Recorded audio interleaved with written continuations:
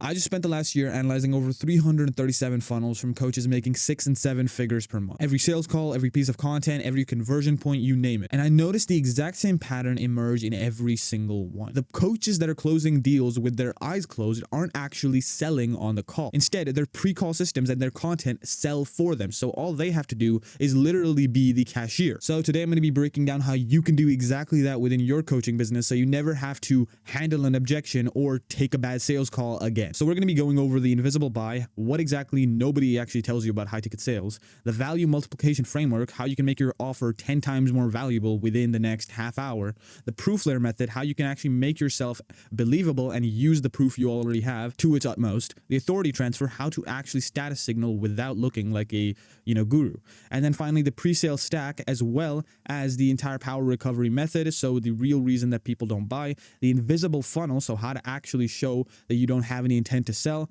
the silent sabotage, so it's the exact mistakes everybody makes when doing these things and how to actually avoid them, the decision moment, so the exact next move and how to take the next steps and implement this into your own business. So we're going to be going over all this stuff. Let's get into it. So here's something that nobody tells you about high ticket sales. The sale doesn't actually happen on the call. It happens way before that, like sometimes days before, sometimes weeks.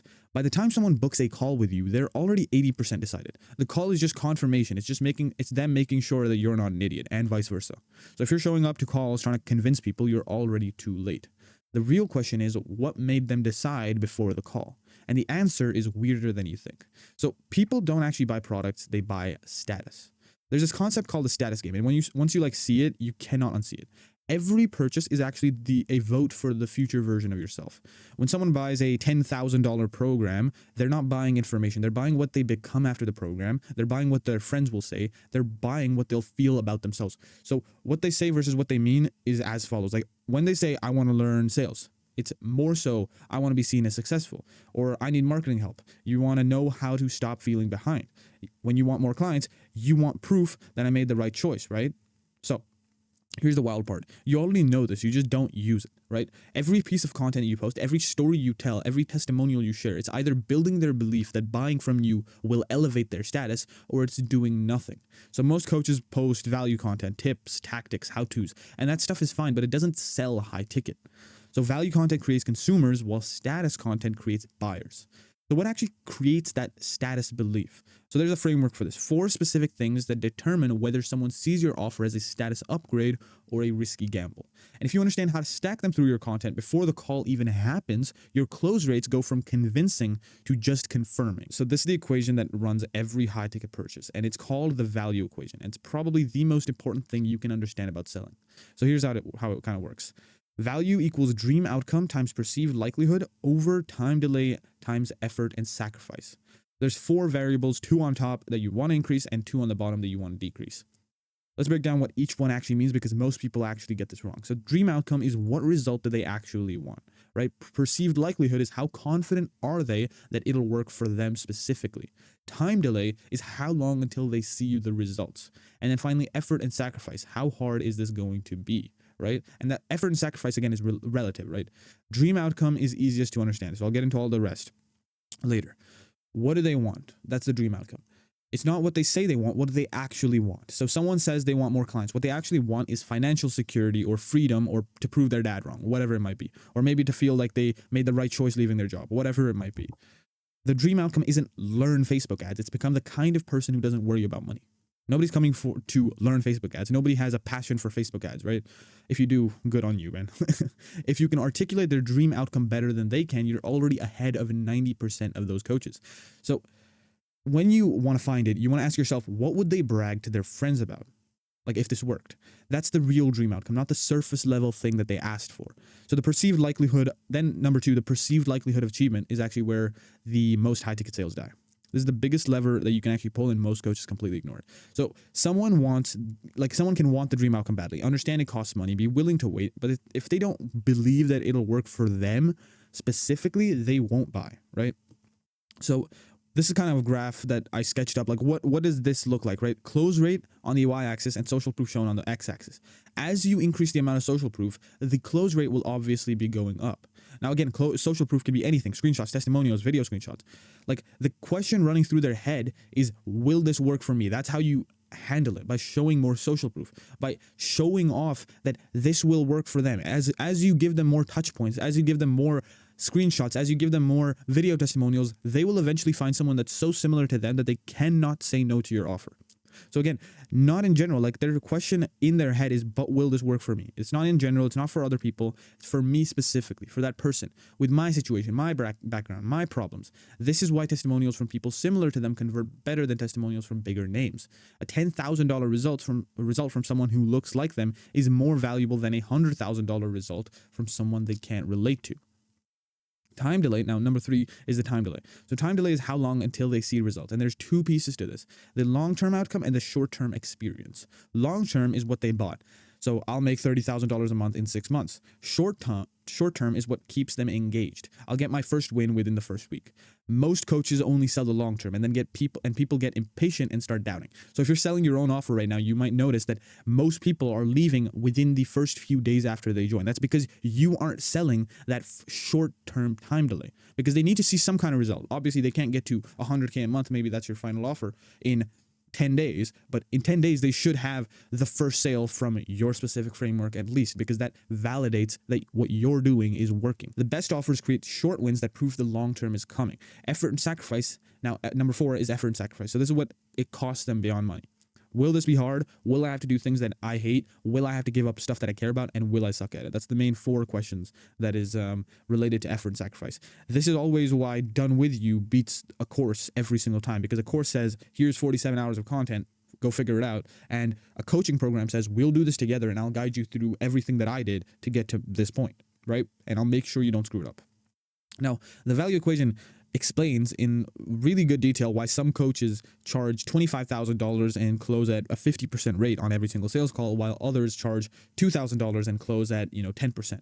Obviously, close rate is a relative percentage, but it still drives the point home. Obviously, like, some people have crazy expensive offers and they're closing way, way more than you. And some people have far cheaper offers that are closing way, way less than you. So how do you actually shift these 4 variables, right? Not on the call, but this is through your content before they ever talk to you. That's what the next few sections are actually going to break down, right? Let's get into it. So number 1, the proof layer method. This is how you sell certainty through content.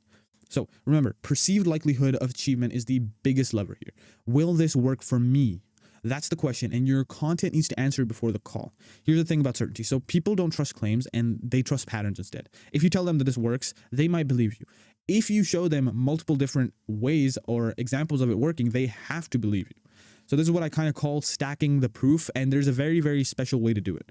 So level 1 is your results. So what you've done yourself. These are the levels of how believable they are. Your results are pretty believable, but they're only level 1. This is what you've done yourself. Level 2 is client results. Then that's like what others have done with you. Level 3 social proof is method results. So why the method works in general. So for example, if I was to sell you on the idea of info and getting into info, I would say, hey, look at Briz. He's making $1 million a month. Then there's TGR. He's making $1 million a month. And then level 4 is relatable results. So results from people like them. So let's say you're a mom with 3 kids living in Texas, right? Let's say. If I show you a mom with 3 kids living in Texas that got to $10,000 a month while selling sewing courses, you would believe me when I say that I can actually help you get to $10,000 a month while selling sewing courses, right? You will believe that because that's so relatable to you. So when I talk to a consultant who's stuck at, let's say, $10,000 a month and getting DMs but not closing, I don't show them the $100,000 a month case study. I show them the guy who is exactly where they are, getting the same DMs, making the same mistakes, and where he is now. That is the proof that converts. So if you're getting 5 DMs a day, you're a trading coach, and you live in America, let's say, I show you that exact human being that I helped, and I show the before and after screenshots of his DMs being people ghosting him. They're almost empty. He's getting maybe 5 a week, whatever. And then I show you him getting 15 DMs a day, literally 2 months later. You will believe me no matter what if I tell you that I can help you get to that point, unless you literally have no money to pay me. And that's the only remaining possibility, which is, again, something you should be qualifying for within your type form. It's really easy. I'll get into all that later. So how do you actually stack this through content? The content type number 1 would be the similar situation story. So you want to find a client result where the before and after matches your prospect's current state. So not John went from $0 to $100,000 a month, but John was getting 50 DMs a week and closing 0. He thought his offer was wrong and turned out it was his funnel. The more specific the before, the more the prospect thinks, wait, that's literally me, right? So huge results that actually are similar to the person that you're actually selling to. Before I get into this, I actually want to hammer one point home. You see how John went from 0 to 100K? Let's say John actually did go from 0 to 100K. You don't want to say that John went from 0 to 100K because nobody cares if he went from 0 to 100K because they don't think, let's say your name is Steven. The only thing that you have in relation to John is that you're a human being. Literally, that's all you know right now, and that you were once at $0 a month. So you need to make it so that you have more and more touch points. So I'll call them touch points of similarity with this other human being. So Steven here is at $0 a month. He's getting 50 DMs a week, and he can't close any of them. If you said, oh, John went from 0 to $100,000 a month, and you didn't actually go into detail of his first initial situation, Steven would think, oh, John's so different from me. He's probably just a special dude who was really smart and was an absolute genius, and I'm just bad at everything. That's what Steven's going to think. But if you explain that, hey, Steven, John was getting 50 DMs a week just like you. He was closing 0 just like you. He thought his offer was wrong just like you. And it turned out it was his funnel, which might be your problem. Steven is going to hop on a call with you if it kills him. So the more specific the before, the more the prospect, again, thinks that that is literally them. Now, content type number 2, again, the objection handled. Take the exact doubt that they have and show proof that contradicts it. So I don't have a big audience. Show a client who had 2,000 followers. I'm not good on camera. Show a client who only does written content. My niche is different. Show client in that exact niche. Every objection that they have, find a result that proves it wrong. And you can easily find this if you just look through the existing clients that you've already serviced. And if you're just starting out, obviously you can just work for free for a little bit and then get it. Or you can also just use your story and kind of mold it in a way that sounds similar to them. Then content type number 3 is the method explained. So this is where you show why it works, not just that it works. The people want to understand the mechanism. They want to see the logic. So here's why this works. Even if you've tried other things, here's the reason why most funnels fail and why this one doesn't. When they understand why, they believe it more than if you just tell them what. That's just how humans are. They need to make mind maps and they need to make connections within their brain. If you don't let them, they're going to not remember what you said. They're going to think what you said was full of shit as well. So the goal is to make them think this has worked for people exactly like me. I understand why it works. There's no logical reason why it wouldn't work for me too. That is certainty, and that is exactly what converts. So the authorities transfer. This is how you Now, this is one of the most important parts. This is how you actually status signal without looking desperate. So without putting up screenshots of Lambos all over your stories, how you actually sound like an authority without being a guru, basically. Here's the uncomfortable truth. People judge you before they know you. In the first 30 seconds of hitting your profile, they're already deciding if you're someone who's worth listening to. And that judgment is based almost entirely on status signals. Do you look successful? Do you look like someone they want to be? Do you look like someone who's already where they want to go? Now, most coaches hear this and do one of two things. Option 1, they ignore it completely. I don't want to be that guy, quote. And then they wonder why no one takes them seriously. Number 2, they overcorrect. Lambos, money stacks. I made $500,000 a month. And then they end up looking like every other scammy guru. And I'm sure one of these buckets fits for you guys as well. Then there's a third path, and it is way more effective. You want to show status through results and not claims. Now, the difference is very subtle, but absolutely massive. Claims sound like, I made $100,000 last month. Results sound like client just hit first $50,000 a month. Here's what we changed. Both of them establish status, but one of them makes you the hero. The other one makes your client the hero. And here's the kind of weird thing. Making your client the hero actually builds more status for you because now you're the person who creates success, not just someone who claims to have it. So status through claims and status through results have these differences. Like status through claims would be, I made $100,000. My offer is premium. I'm an expert. Trust me. Status through results is helped 12 clients cross this XYZ this quarter. We only take XYZ clients a month. Here's the framework I use with clients. Here's exactly what happened here. Explaining and breaking down everything in detail and showing that you're actually helping other people. That is how you become a status through results guy and not just a guru. Now, the lifestyle layer, this is a really important part of this as well. So showing lifestyle is a part of status signaling. Now, I'm not saying to never do it, but there's a way to do it that works and a way that backfires. And hint, it is not throwing Lambo shots all over your Instagram. What works is lifestyle as context, not as the actual point. So working from, like, for example, quote, working from Bali this week. Anyway, here's what we're doing with client funnels. Not this direct, obviously, but saying this in a way. So for example, if you look at somebody like Hormozy, he is in he's in a whole mansion. He works in the acquisition.com headquarters. He doesn't flaunt it. He had a Rolls Royce Phantom at one time. Nobody even knew, right?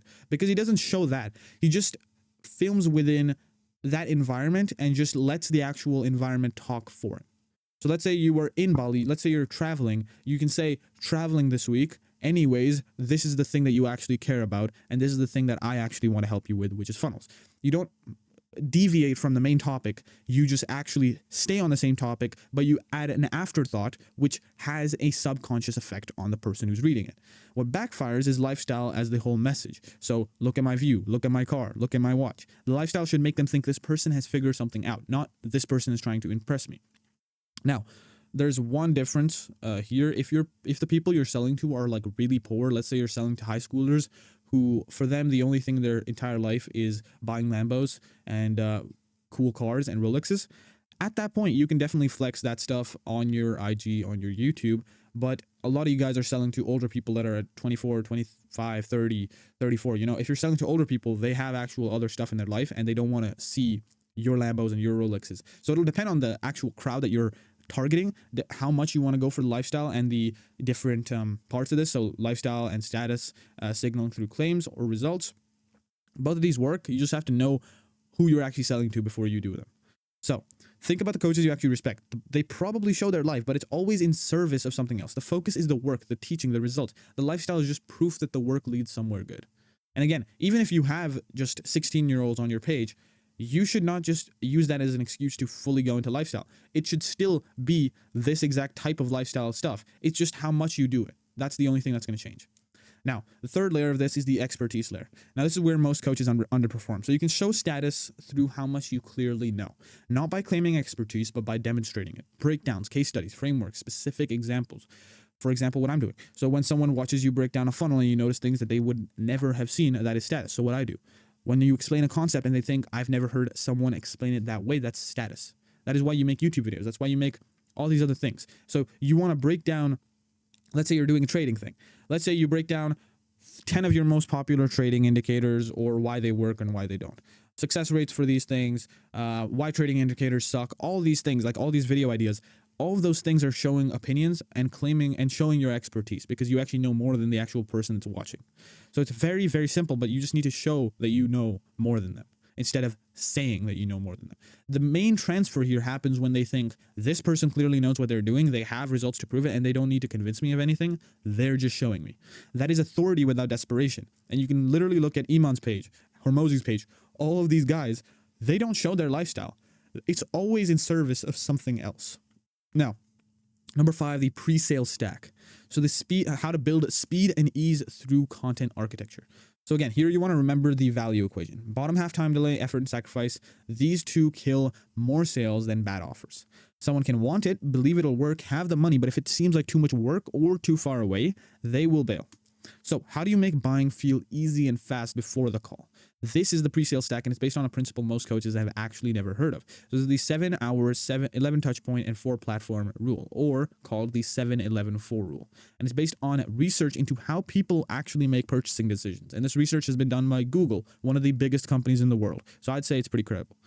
On average, someone needs 7 hours of consuming your content across 11 different touch points on 4 different platforms before they're ready to buy. So this is kind of what the graph looks like. Now, most coaches kind of hear this and panic. Oh, I need 7 hours of content? Yes, but that's not how you think, right? Here's how you want to stack this. Long form content does the heavy lifting. So a 30-minute YouTube video is half an hour of the 7, 4 more videos, and then you're most of the way there, right? So you just do 7 hours of content across 4 videos, across 11 different touch points. Very easy.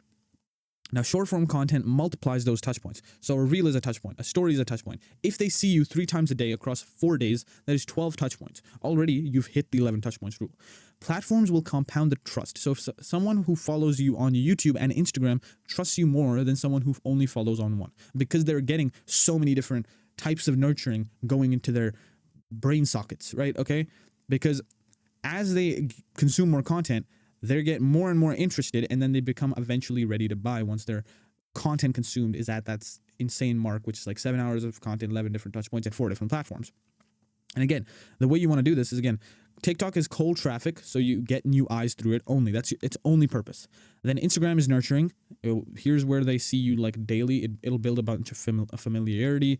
YouTube is where you build a deep trust. So you watch long content, understand them, or they understand you, and they become ready to buy. And X is bottom of funnel, and this is where they're most engaged. They get more of your opinions. They understand more about you as a human being, and they're mostly ready to buy.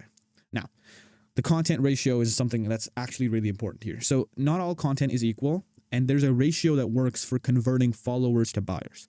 So here's the 4 content types: personality content, documentation content, social proof content, and CTA content. Now, the percentages. You want to have 20% personality content. I'll get into explaining what all of these things are in a second.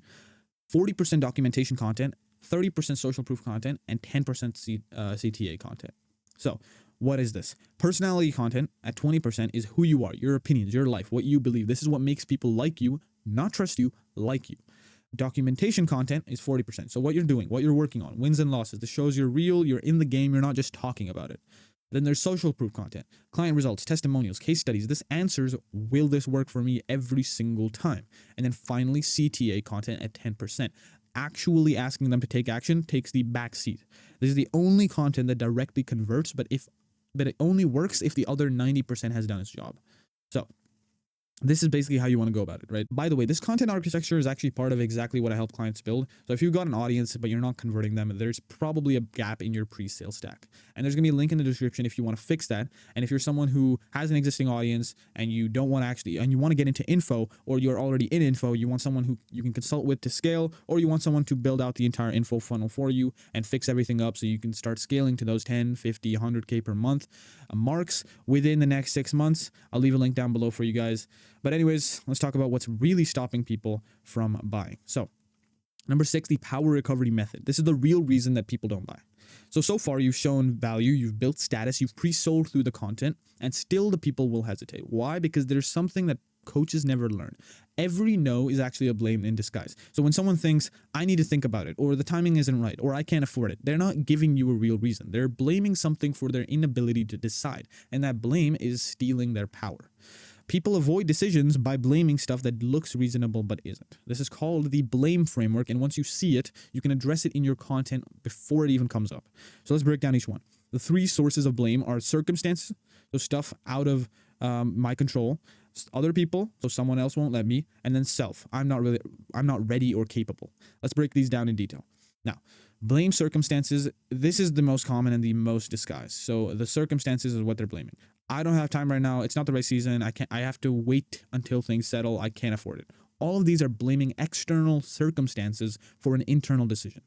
And now here's the thing. People get busy, then they get unbusy, then they get busy again. The right time is a complete myth, and every single successful person has made a decision when the timing wasn't perfect, and that's exactly what made them successful. So here's how to kind of address this in content. You want to show examples of people who started at, quote, bad times and succeeded anyways. You want to show the cost of waiting, what they're losing by not deciding. And you want to reframe timing from when it's convenient to when you're serious, right? Now, number 2 is when they blame other people, right? I need to talk to my partner. My business partner handles this. I've been burned before by other coaches. Now, this one's kind of tricky because it sometimes is legitimate, but often it's hiding behind someone else's permission to avoid their own decision. And you want to address this in content by sharing stories of people who got buy-in from partners by showing the plan. Address the I've been burned objection directly. So here's how this is different, why everybody else sucks. And position the decision as theirs to make, not anyone else's. Now, the third part and the deepest one is blaming self. So I'm not I'm not sure I'm ready. I've tried things like this before and failed. What if I can't keep up? And this is, again, the deepest one because it's actually about fear of failure, fear of looking stupid, and fear of investing and not following through. Now, before I move forward, you guys can think back to your own sales calls if you've had any, and you'll think, what did they say first, right? They first said, oh, one of these objections. I can bet you 99% of your calls said one of these objections. For these 4 objections, one of them, in some way or another, everybody says the blame circumstances, because they don't want to say that they're blaming themselves, because most of the time you just want to peel back the layers until you find the real block. And this is how you want to think about it, the blame onion, because people will always start with circumstances. So every single call, they'll start off with some kind of vague objection at the end and blame the circumstances, which are external. Then when you peel back the layers, when you do an objection handle, you're actually peeling back the layers. So let's say you peel back the circumstances layer and it's not actually that. You go deeper and then it's other people. They say, okay, I have the money or I have XYZ amount that I can get you, but I need to talk to my partner first.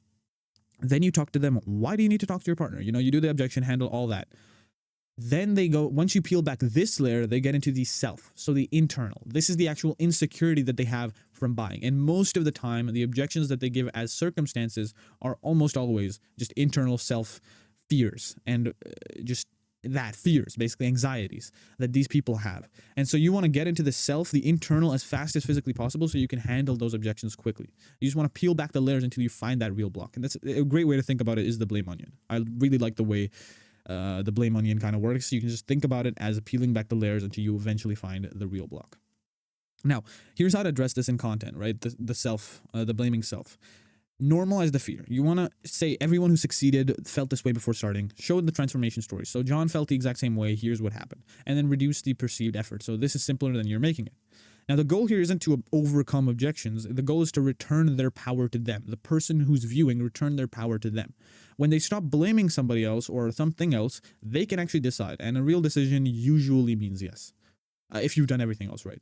This is why your content matters so much. If you're addressing blame sources before the call, by the time they book, they're not coming with objections. They're coming with a decision already made. You just need to not mess it up. Now, one of the best parts of this actual board is the invisible funnel. So this is the no intent to sell content method. So here's a paradox. The harder you try to sell in your content, the less you sell. And the less you try to sell, the more you sell. Why? Because people can smell desperation, and desperation kills status. Detachment is the ultimate sales skill. The best content does not have the intent to sell. It has the intent to serve.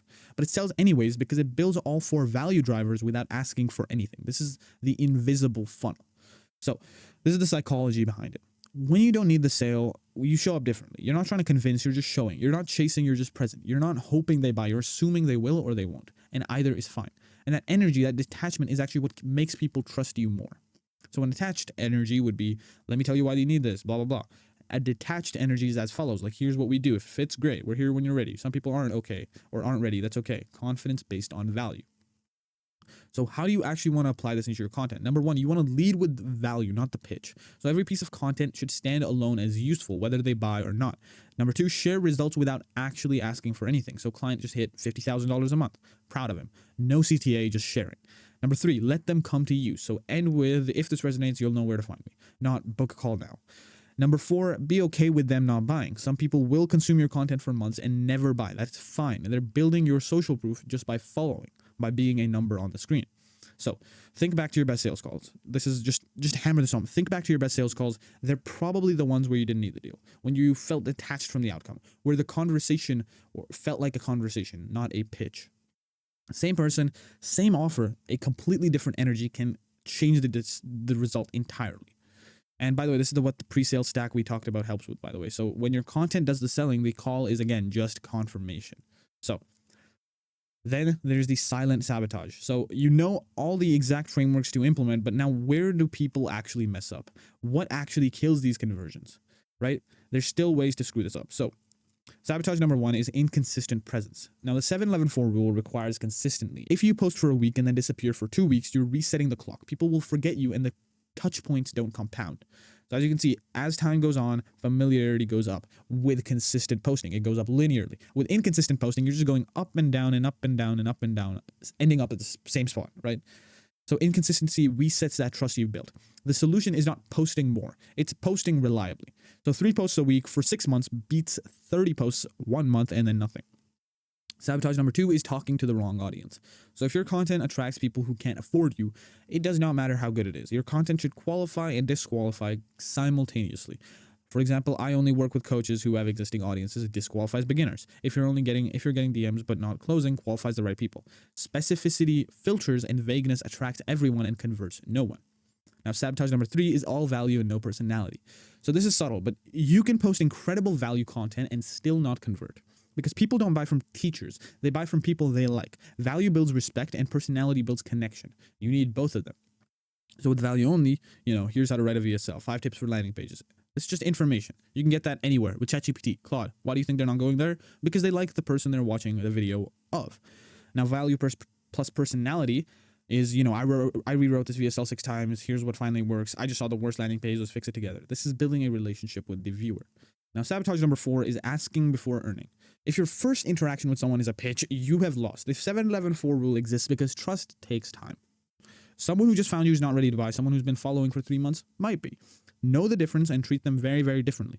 I don't want you showing your landing page to someone who just hopped on your page because they're obviously not going to buy. Sabotage number 5 is mismatch proof. Showing results that don't match your audience's situation. If you're selling to people at 10K a month, do not show them someone who started at 30K a month. Show them someone who started at 10K a month and then went to 30K a month. Like, you want to show proof that it doesn't feel attainable. Like, you want to show proof that feels attainable, because proof that doesn't feel attainable isn't proof. It's more so intimidation from what they actually want to do. Now, this is the final decision moment. So this is the exact next move you want to do. Let's bring this back to you. You have an audience, you're getting views, you're getting those DMs, but somewhere between I love your content and here's my credit card, people are falling off. Very wide net we're casting here, but obviously there's a point where people are falling off. And now you know why. So obviously I'll break down again the high ticket conversion stack just as a recap. Value equation, increased perceived value before the call. Proof layers, build the certainty through stacked evidence. Status transfer, signal authority without desperation. The pre-sale architecture, 7-11-4 content that does the selling. Blame recovery and how to address blocks before they become objections. And the invisible funnel, so detachment that actually converts. When all of these are working, selling becomes different. You stop convincing and you start confirming. People show up to the calls already decided. The call is just making sure you're not an idiot. This is what separates coaches charging $3,000 with 10% close rates from coaches charging $25,000 with 50% close rates. Same market. This is the same type of offer, and it's just a completely different approach to the pre-sale. So what do you actually do with this? There's 2 paths here.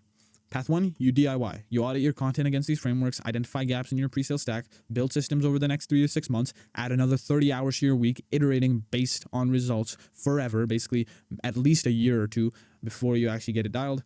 And then path 2, work with someone who does this. That's the second path. You get your pre-sale stack built correctly, stop leaving money on the table from your existing audience, and focus on the content while the system converts so you can keep growing the business without an actual bottleneck. So both are valid. It just depends on where you're at. If you've got time and you want to figure everything out, everything in this board kind of gives you the basic roadmap. But if you've got the audience and you just want to stop the leaks now and want to be smart about it, there's a link in the description. I'll leave it down below. Either way, the core insight is this. So high ticket sales aren't made on the call. They're made through content that shifts beliefs before the call happens. Nail the pre-sale and the call becomes a formality. If you're a coach or a consultant with an existing audience and you're tired of getting DMs that don't convert and you want someone to build the system with you, the link is in the description. And even if you want someone to build the system for you, right? We have a whole team that builds out the system for you, or we even work with you on a done with you basis so we can help you through and guide you through exactly how to do it so you can actually learn yourself as well. Fair warning though, I only work with people who already have audiences. So if you're still building one, focus on that first. But if you've got the views and you're leaving that money on the table, let's talk. But anyways, hope you got a ton of value from that video. But of course, if you do want to watch another one of my videos, go ahead and check this one out right here because YouTube thinks that you'll like it. If you want to watch some more full course videos where I go over all these kind of topics, I'll leave the playlist down below over here. Goodbye.